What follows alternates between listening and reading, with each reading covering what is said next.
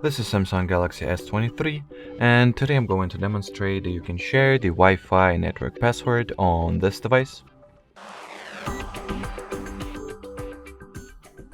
So to begin with, swipe downwards from the right part of your status bar so the control and notification center gets launched. Onwards among the shortcuts that are available to you over here, find the one that is responsible for the Wi-Fi. Here it is in my case. Touch and hold. At the following Wi-Fi settings page, choose what particular network you would like to share the password of. Then tap at this cog icon to the network straight. And in here at the bottom left corner of the page, tap at the QR code.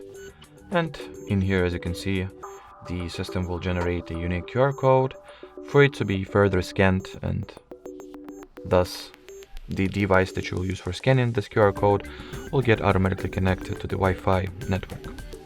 Alrighty, so that will be it for this video. Thanks for watching, thanks for your attention, and bye-bye.